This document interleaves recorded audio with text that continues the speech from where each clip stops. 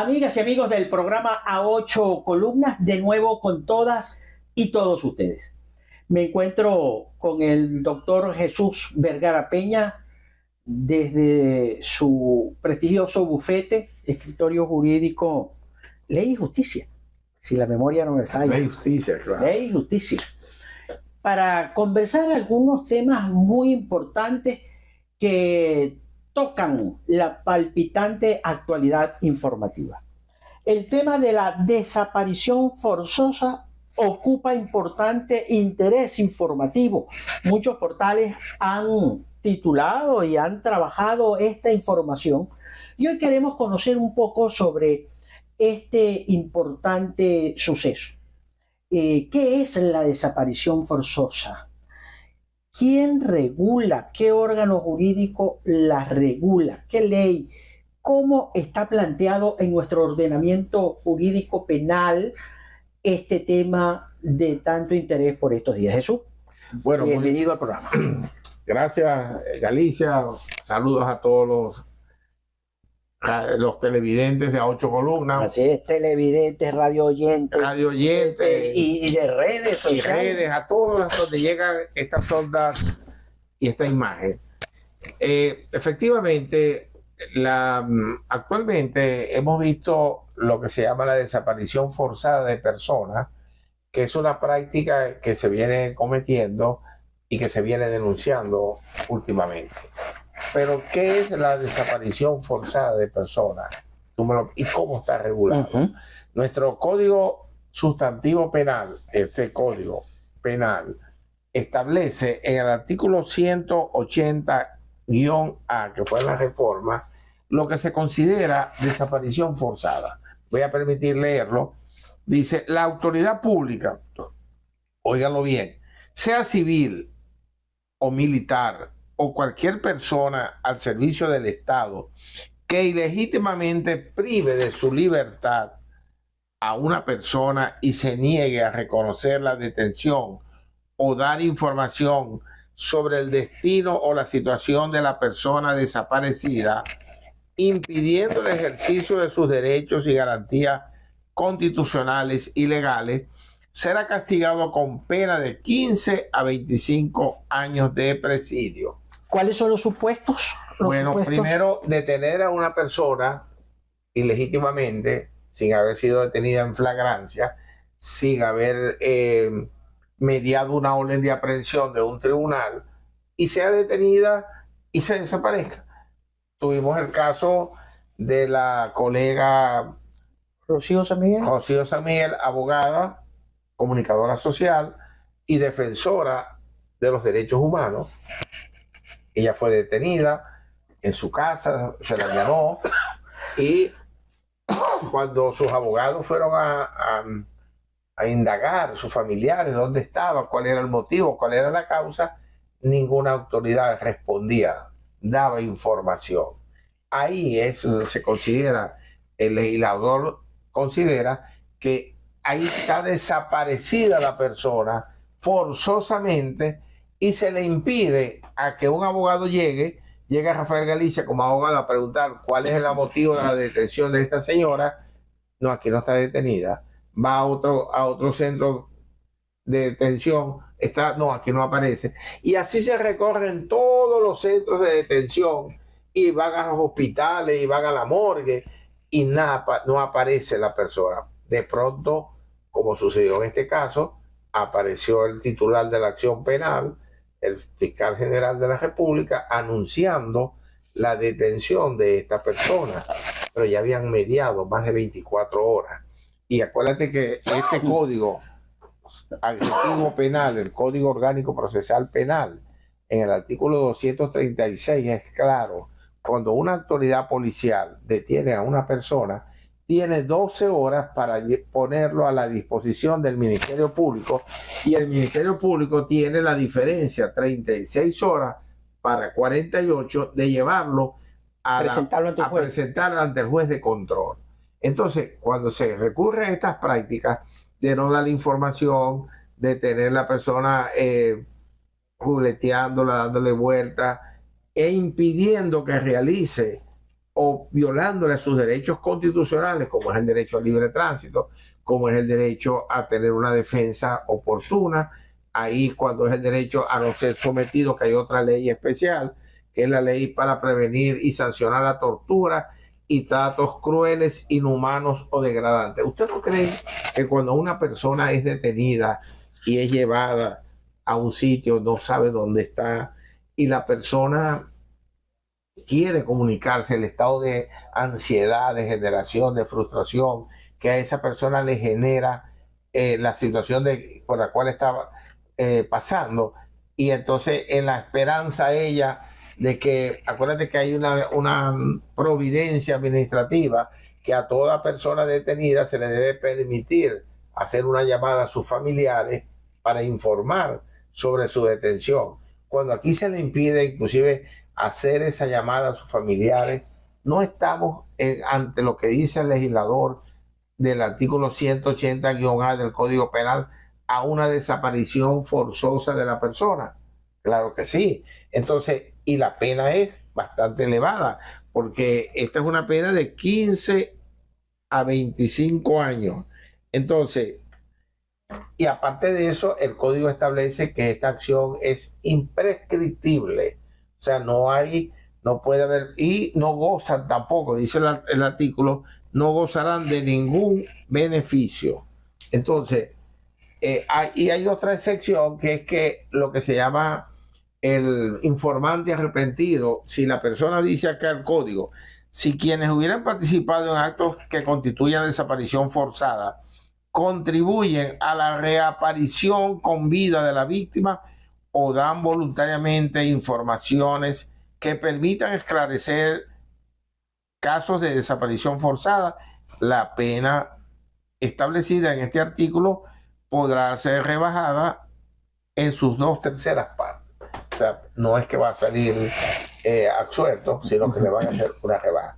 Acaba de suceder el caso, no en Venezuela, sino en Chile, del teniente Ronald Ojeda. Ya vamos a hablar de ese caso, Jesús, de manera puntual. ¿Es nuevo esta tipificación de la desaparición forzosa en nuestro ordenamiento jurídico penal? Eso es del 2005. Entonces, tiene bastante tiempo. Claro, esta fue la reforma del código, la última reforma del código penal. En la última reforma del código. Ahora, ¿hay suficiente conocimiento en nuestras autoridades de la existencia de esta disposición? Bueno, acuérdate que hay un principio... Porque ONG reportan... Sí, hay un principio que dice que el desconocimiento de la ley no exime de su cumplimiento.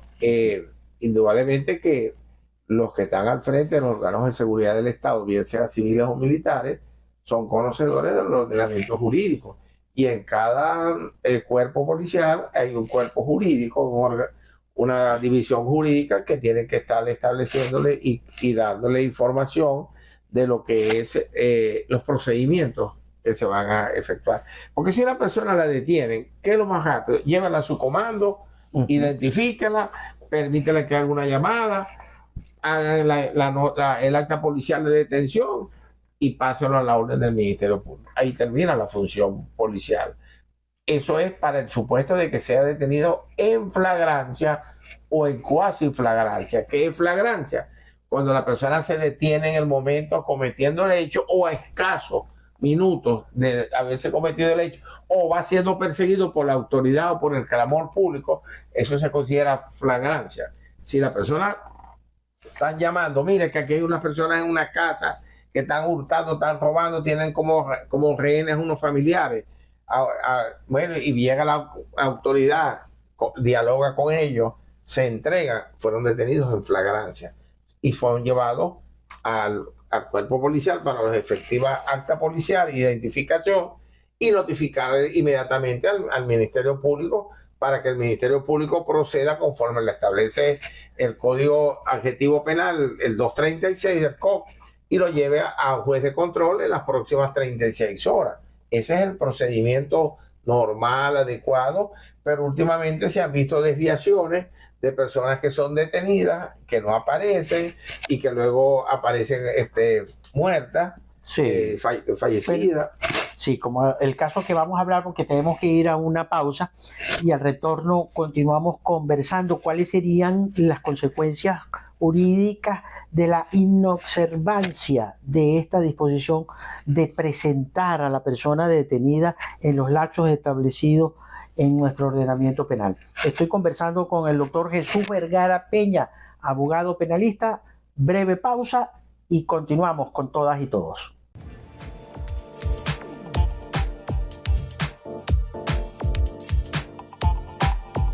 Ya regresamos con A Ocho Columnas.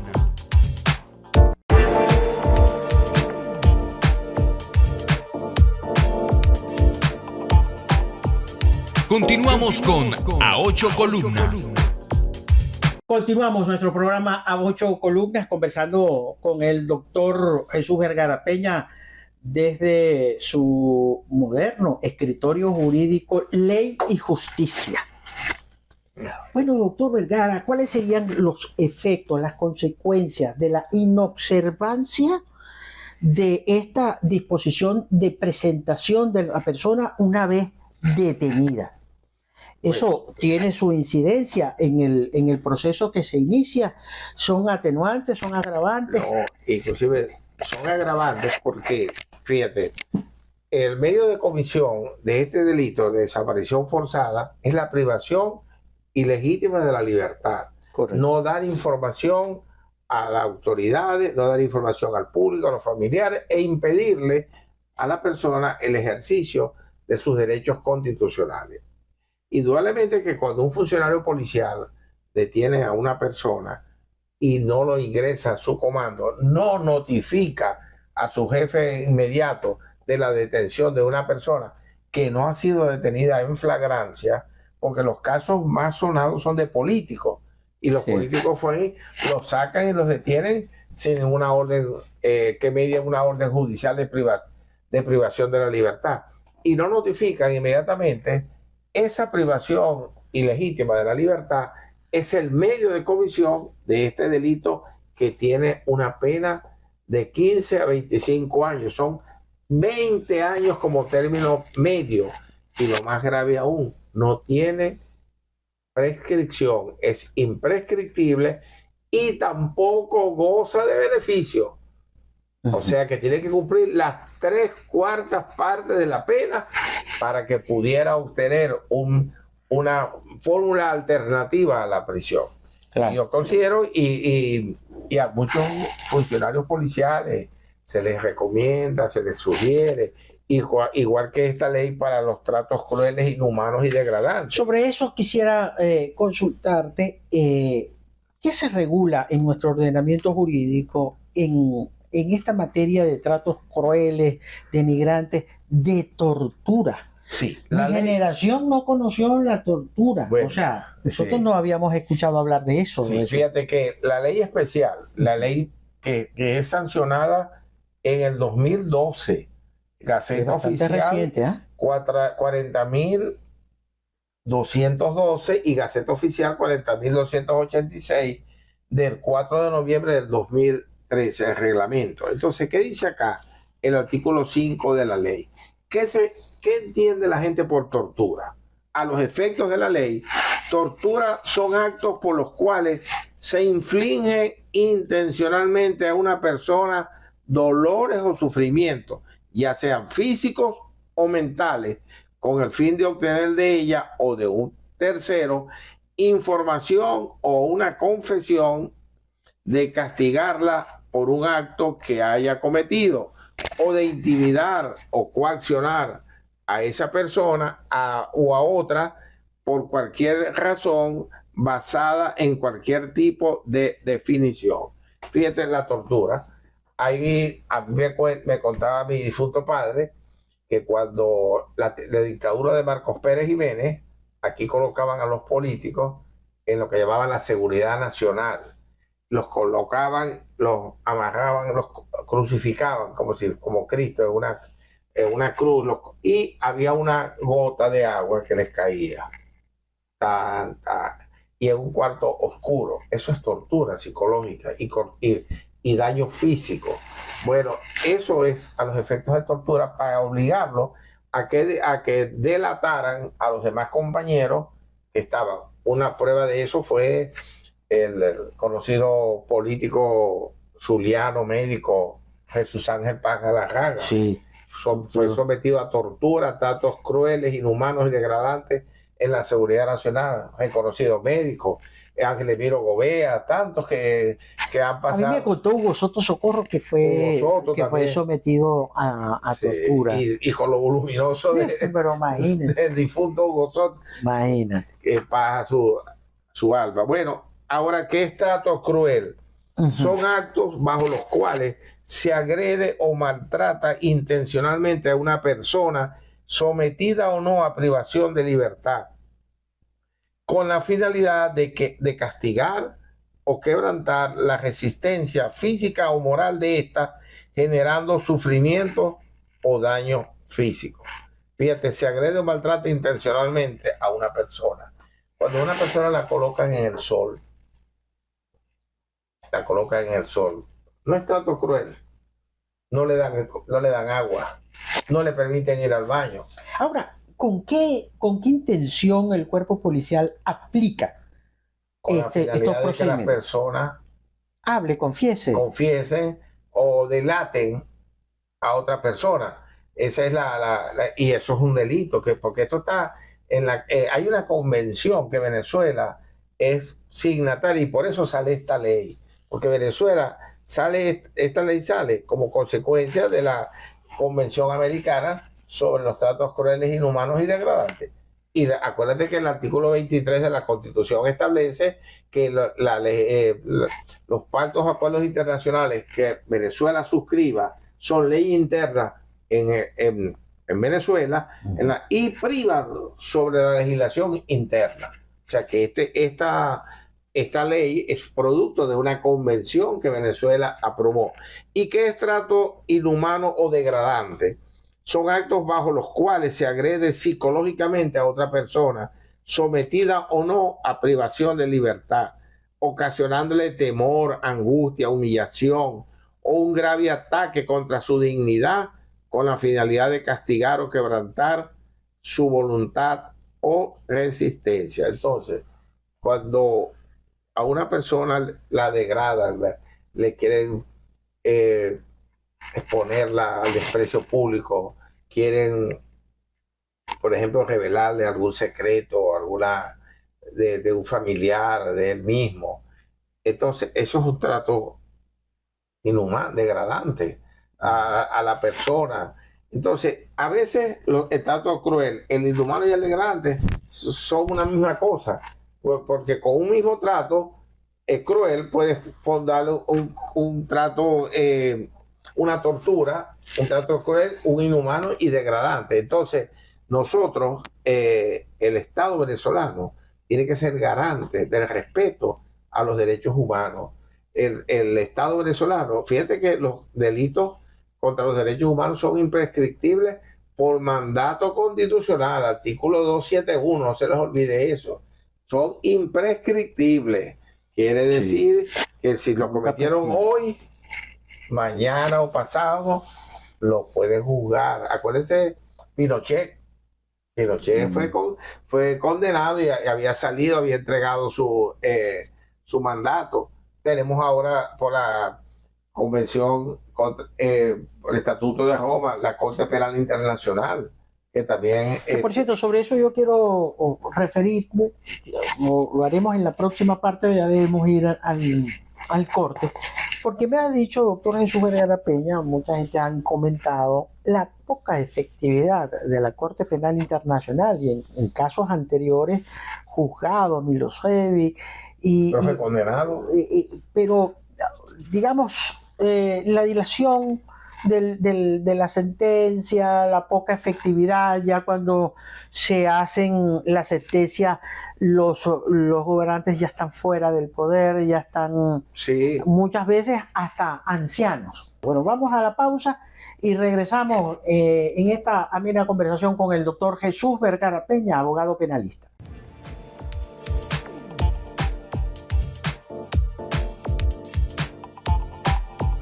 Ya regresamos con A Ocho Columnas.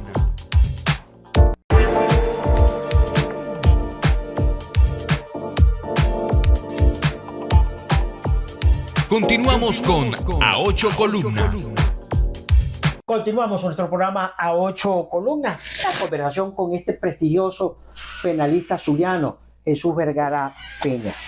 La efectividad, me pregunto, de organismos, bueno, en este caso organismos internacionales, en líneas generales, porque hasta las sesiones del Consejo de Seguridad de Naciones Unidas dictan resoluciones que tardan a veces años en aplicarse, en ser efectiva, en concretarse. Entonces yo te mencionaba la Corte Penal Internacional y hay la Corte Internacional Interamericana de Derechos Humanos. de Derechos Humanos. Quisiera que, La Corte Interamericana de Justicia. por favor, nos hablaras de esos organismos, bueno, y a cuáles Venezuela está suscrito. Bueno, Venezuela, primero te digo, la justicia internacional es una justicia lenta, tardía, pero efectiva. ¿Qué pasa?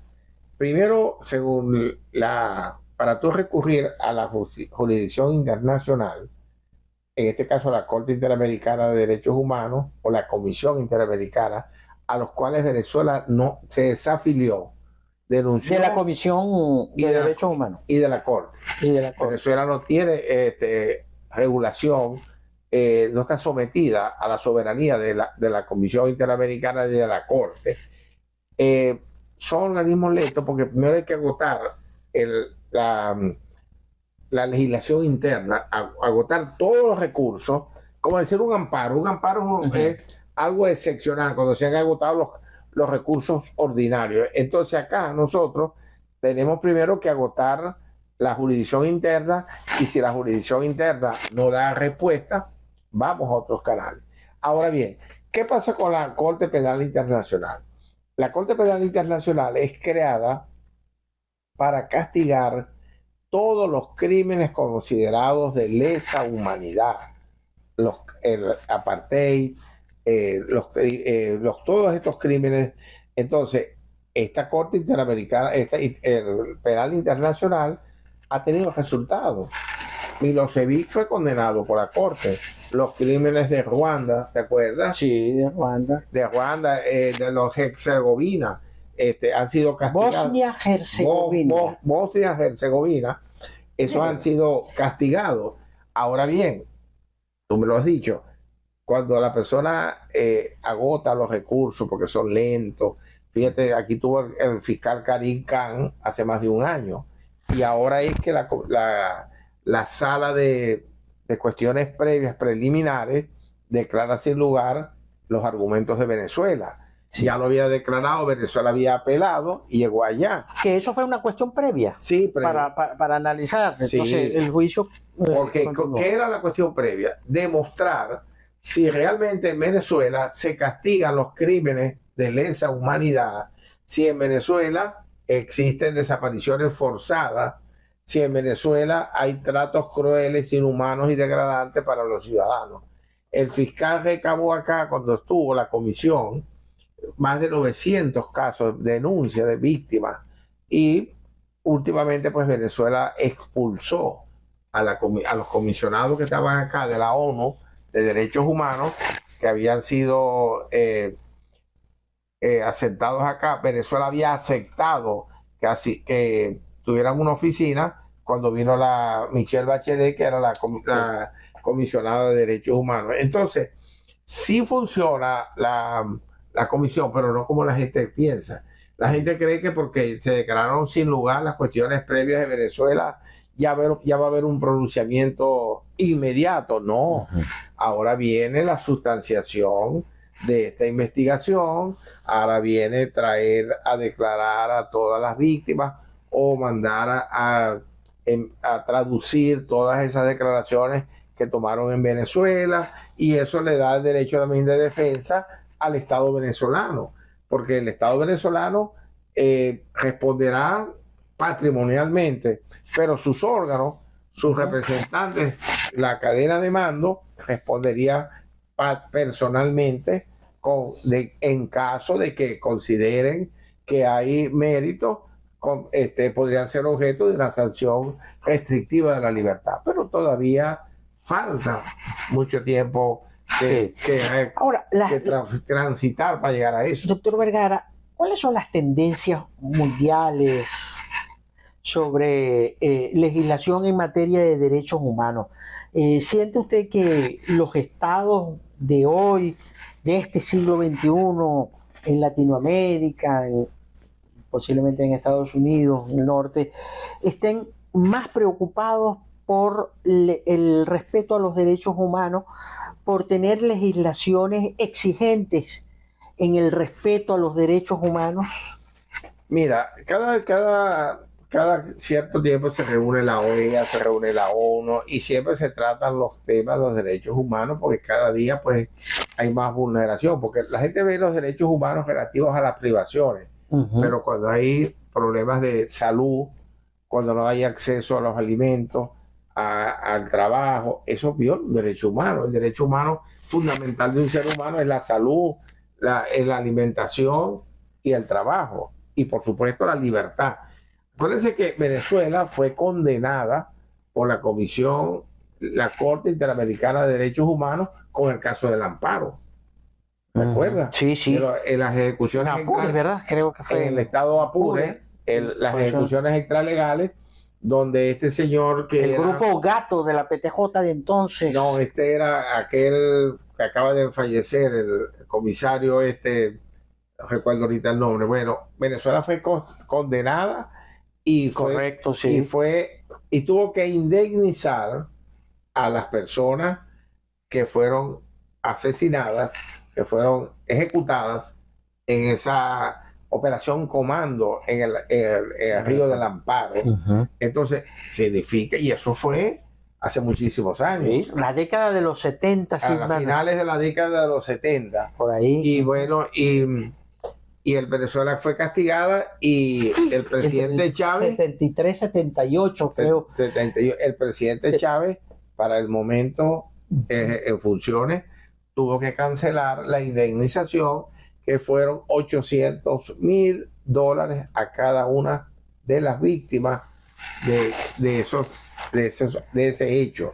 Y el comisario fue condenado, el comisario que dirigía la operación por parte del grupo de operaciones especiales del CICPC, conjuntamente con los militares que participaron. Entonces, sí ha funcionado la justicia, pero cada día es más lenta, y cuando se refiere a derechos humanos siempre hay como un stock, como una barrera que impide. Por ejemplo, lo que yo vi ayer anoche en televisión con relación a los migrantes venezolanos que están en México, que quieren pasar hacia Estados Unidos. Entonces dicen que hay una aplicación que ellos la utilizan y los autorizan que vayan pasando. Anoche decía un migrante venezolano que la activan 1 minuto y en el minuto pueden acceder 20 personas.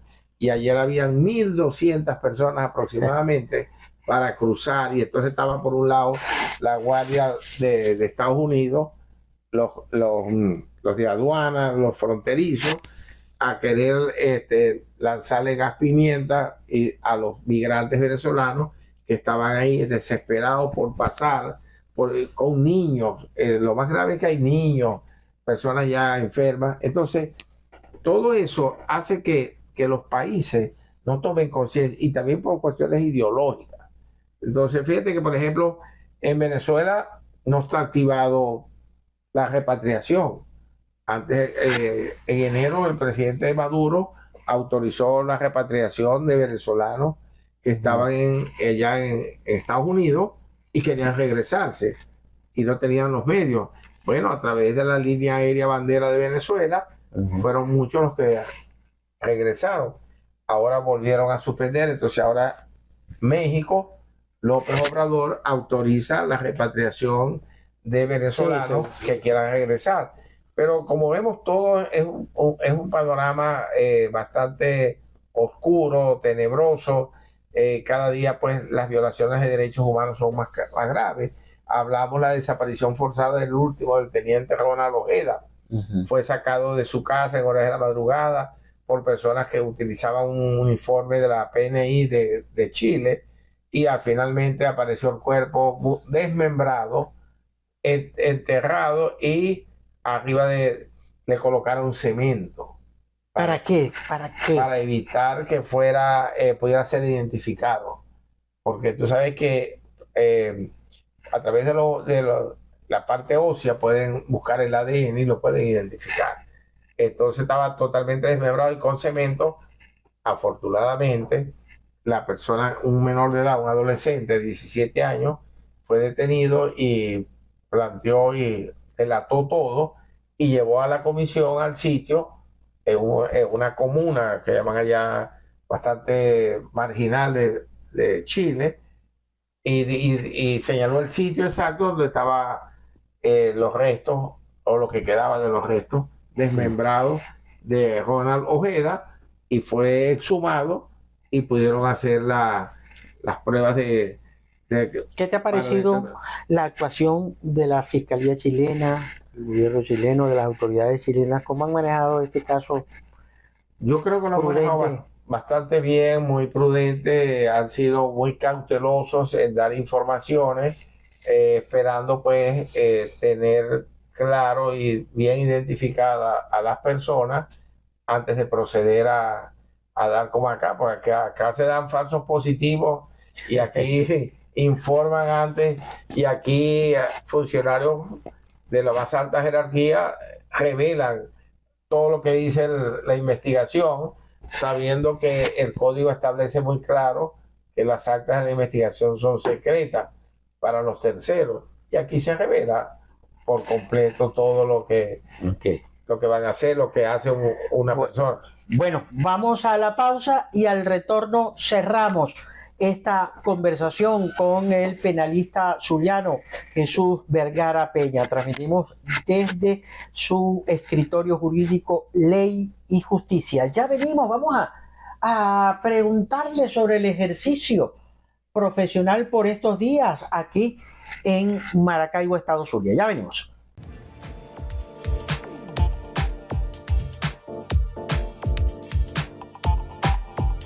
Ya regresamos con A Ocho Columnas.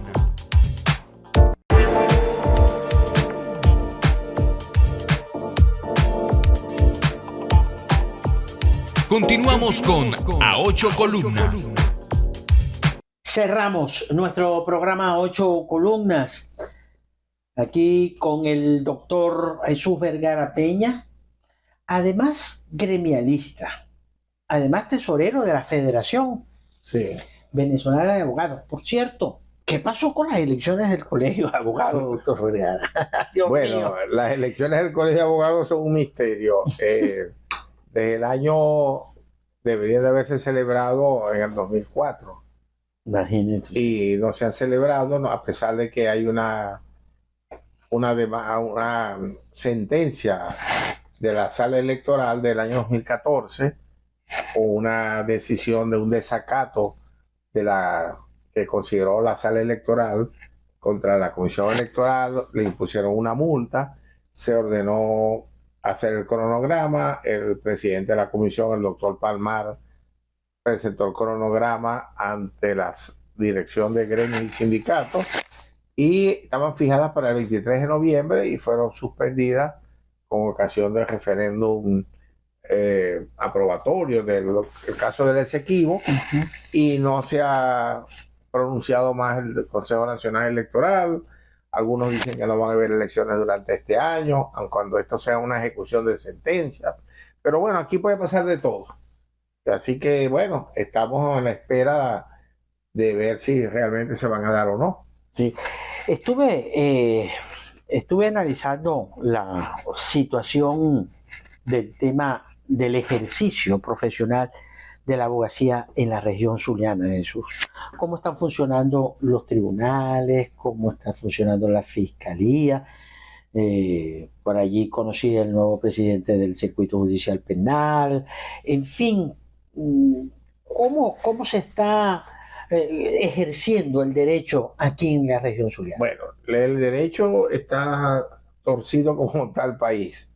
Realmente el ejercicio hay mucha vulneración, violaciones éticas de parte de los colegas hacia otros.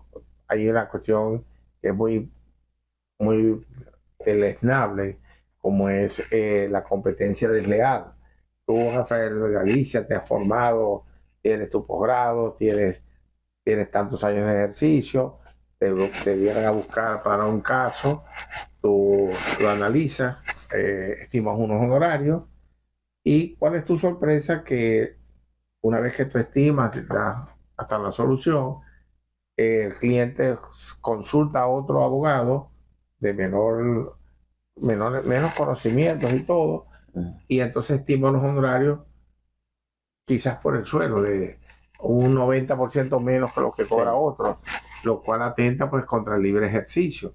Aparte de eso, la situación económica del país es bastante fuerte, y la mayoría de las personas que, por lo menos en mi caso, que ejerzo la materia penal, la mayoría de las personas pues son asistidas por defensores públicos de presos porque carecen de los recursos económicos, y los que tienen la posibilidad, entonces caemos en estas situaciones de competencia desleal, lo cual ha generado enfrentamientos entre colegas en el Palacio de Justicia.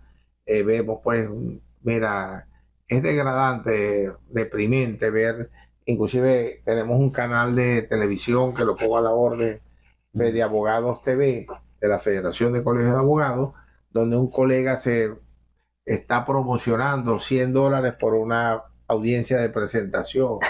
Yo creo que tú lo viste. Sí, lo vi. $150 por una audiencia preliminar, documentos a $7 y otros a $10. Entonces, ahí juega un papel muy importante los colegios de abogados, porque nosotros como federación somos el ente rector de las políticas, pero las ejecutorias corresponden a los colegios y más allá a los tribunales disciplinarios.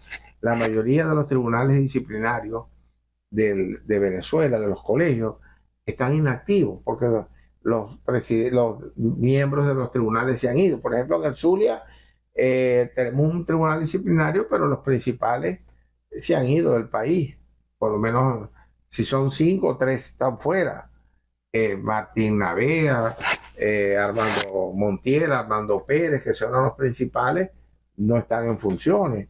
Entonces, eso hace pues que... Y ahí no se incorpora el suplente de los suplentes. En algunos de los suplentes también se han ido. Entonces, hay estados, por ejemplo, como Trujillo, Falcón, por decirte un ejemplo, que su tribunal disciplinario no funciona. Entonces, la gente pretende ir a la federación a colocar las quejas, y nosotros no podemos atender eso porque escapa dentro de las funciones que nos establece el artículo 46 de la ley de abogados. Nosotros somos rectores de las políticas y lo que hacemos es enviar eso al tribunal disciplinario de adscripción del colega.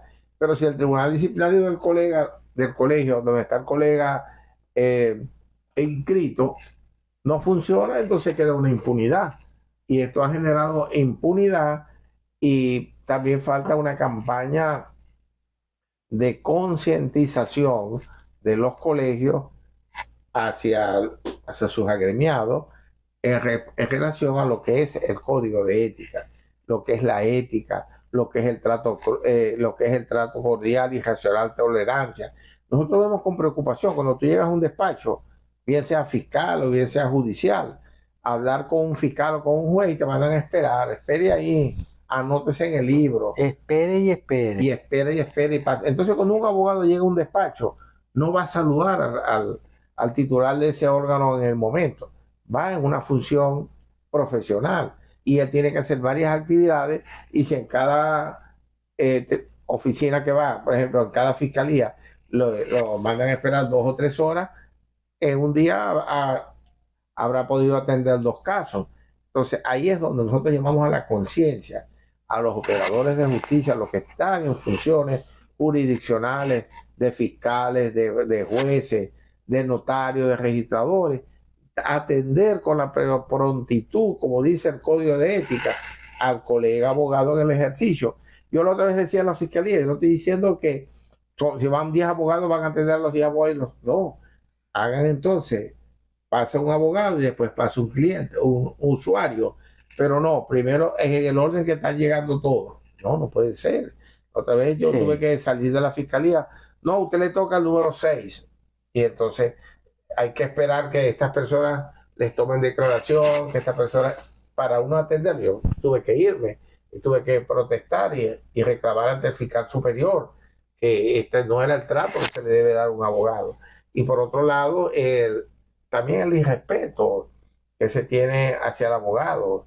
Nosotros tenemos que, cuando hay un abogado que enfrenta un problema, nosotros como dirigentes gremiales y los directivos gremiales de los colegios, tienen que garantizarle que a ese colega se le respeten sus derechos constitucionales. ¿Cuáles son esos? El derecho a la defensa, el derecho a no ser sometido a tratos crueles, inhumanos o degradantes, el derecho a que él pueda comunicarse con sus familiares, a que sea, si va a ser privado de libertad, en un sitio acorde con su dignidad y con su prestigio. Entonces, esas son las funciones que nosotros como colegios, como dirigentes gremiales, tenemos que hacer en el día a día para tratar de adecentar.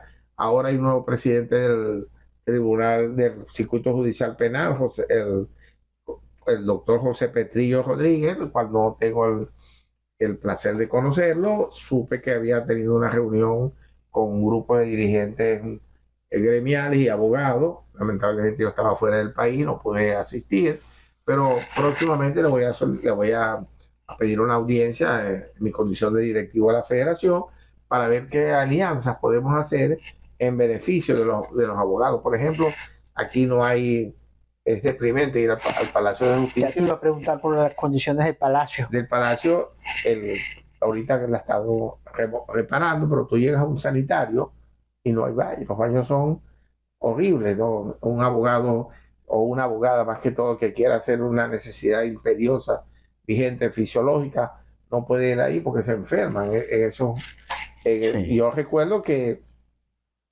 años atrás el Colegio de Abogados le solicitó a la antigua presidenta del circuito que el colegio podía reparar los baños y podía tener un personal ahí para que los abogados y se negaron a recibir ayuda del Colegio de Abogados, se negaron a permitir que se designara o se destinara un baño para los profesionales. Entonces, allí, en ese circuito judicial penal, la situación climática es horrible. Acuérdate que ese circuito fue inaugurado en el año 1994. Ya hacen, ¿qué? 30 años. Wow, bastante. Creo que fue en el gobierno de Álvarez Paz. No, el gobierno de Caldera, en 94. Me acuerdo la difunta doctora Trina Caldera de Hernández, fue la que estuvo como magistrada del Consejo de la Judicatura de inaugurar esto. Eso era bellísimo. El clima estaba climatizado porque tenía. ¿Tú te refieres a Bancomara? No, a los edificios penal. de los tribunales penales, claro. Bueno, el Palacio de Justicia Penal, la doctora Trina, eso tenía chiller, la automatización, eran los aires eran de agua, chiller, con paneles que hacían paneles de hielo y daban, eso era bellísimo. Claro, han pasado más de 30 años y el uso racional del equipo cede. Entonces los jueces ahí soportan, algunos jueces compran equipos portátiles y los colocan en su despacho, pero las salas donde están los abogados, donde están los funcionarios, eso es un calor horrible. Tengo entendido que el doctor Petrillo está tratando de climatizar un poco el Palacio de Justicia y por lo menos ya vimos que aparte la parte posterior lo iluminaron, eso estaba oscuro, pero tenemos el estacionamiento, pero tenemos más de 15 años esperando la culminación de la tercera etapa del Palacio de Justicia de la Avenida Las Delicias. ¿Cuánto tiempo tuvo Bancomara sin aire? Varios años. Entonces, la justicia no tiene un presupuesto acorde. No tiene ni el 1% del presupuesto nacional, se le dedica a la justicia. Si por lo menos dedicara un 3% del presupuesto nacional para la justicia funcionara, los jueces tuvieran un sueldo honorable. ¿Tú crees que un sueldo de un juez de $150 los máximos es un salario acorde y digno para un operador de justicia? Claro. Entonces, es lamentable. Bueno, se nos terminó el tiempo. Quiero agradecerle al doctor Jesús Vergara Peña la gentileza que ha tenido en atendernos aquí en su escritorio jurídico Ley y Justicia para tocar estos temas tan importantes. Seguiremos pendientes gracias. de lo que ocurra. Gracias a ti, en nombre del directorio de la federación, como colega también, te damos las gracias. También somos colegas, soy locutor también. No, le falta a usted estudiar periodismo. Comunicación, que siempre me ha apasionado. Le damos las gracias. Es un comunicador ya. Sí, le damos las gracias y bueno, esperamos pues que estos momentos y estos programas se repitan, porque estos son programas que vienen a concientizar a la población, no solamente a los abogados, a los funcionarios públicos, a la ciudadanía en general, y que vean el otro lado humano de la abogacía. Así es. Bueno, muchísimas gracias al doctor Jesús Vergara Peña por estos minutos con nosotros. Sigan con nuestra excelente programación. Será de noticias. Y donde está la noticia, Está Galicia. Más vale creer en Dios que en hombres poderosos. El Señor bendiga sin límites al pueblo zuliano.